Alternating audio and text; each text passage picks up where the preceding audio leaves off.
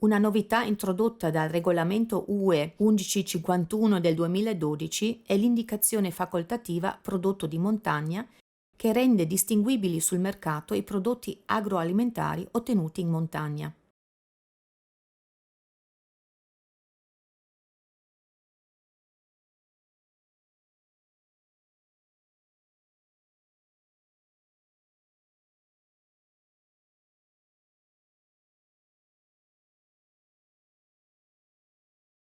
Cosa c'è da sapere sul prodotto di montagna?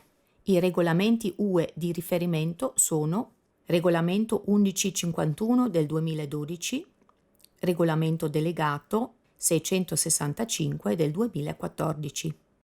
Successivamente, in Italia, sono stati emanati dei decreti ministeriali, mentre in Austria, oltre all'applicazione del regolamento delegato, sono date precise indicazioni nel Codex Alimentarius Austriacus. L'identificazione facoltativa di qualità prodotto di montagna si rivolge a chi sceglie uno stile di acquisto consapevole del contesto produttivo e desidera che la propria preferenza sia anche un sostegno alle forme produttive che ritiene più virtuose.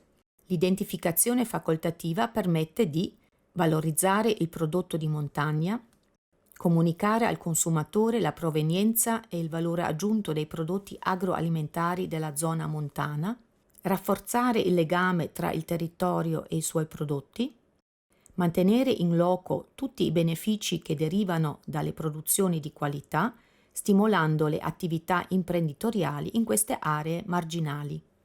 Tale indicazione può essere apposta sull'etichetta di queste tipologie di prodotti di origine animale: carne fresca e trasformata, latte e prodotti caseari, uova, prodotti dell'alveare. I prodotti di origine vegetale, ortofrutticoli e cereali e loro trasformati. L'indicazione prodotto di montagna può essere apposta sull'etichetta di prodotti di origine animale e o vegetale se tutta la produzione rispetta le seguenti condizioni. I prodotti di origine vegetale sono coltivati, raccolti ed eventualmente trasformati in montagna. Per i prodotti di origine animale, la dieta annuale degli animali è costituita, in percentuali di sostanza secca, da alimenti prodotti in montagna. Per i ruminanti almeno il 60%, per i suini almeno il 25%, per gli altri animali almeno il 50%.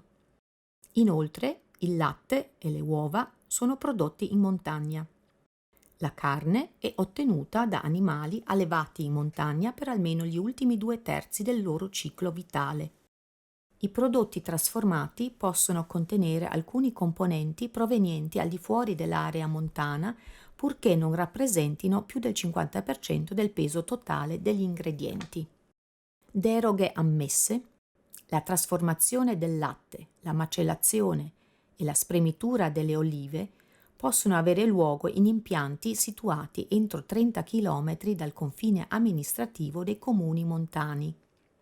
In Italia la trasformazione del latte può avvenire in strutture ubicate al massimo entro 10 km dal confine amministrativo della zona di montagna.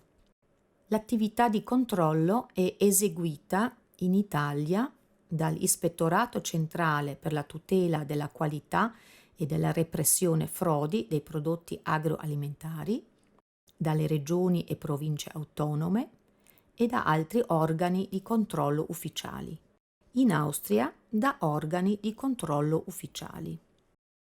L'attività di controllo consiste nella verifica del rispetto della normativa dell'indicazione facoltativa prodotto di montagna e degli adempimenti previsti in tema di rintracciabilità. La comunicazione per l'utilizzo gratuito in Italia va trasmessa entro 30 giorni dall'avvio della produzione del prodotto di montagna in Friuli Venezia Giulia all'Agenzia regionale per lo sviluppo rurale ERSA, in Veneto alla Giunta regionale del Veneto, direzione agroalimentare. In Austria non è necessaria alcuna registrazione. In pratica si consiglia di richiedere il modulo specifico per il prodotto di montagna nel momento di adesione al marchio di qualità AMA. Oltre ai controlli AMA, Nel contempo e con uno sforzo relativamente ridotto è possibile rispettare anche le normative riguardanti il prodotto di montagna. In Italia l'utilizzo del logo prodotto di montagna è normato dal decreto ministeriale del 2 agosto del 2018. Non è ancora stato ideato un logo austriaco per il prodotto di montagna. Per informazioni, approfondimenti e moduli di adesione è possibile visitare i siti web indicati nel video.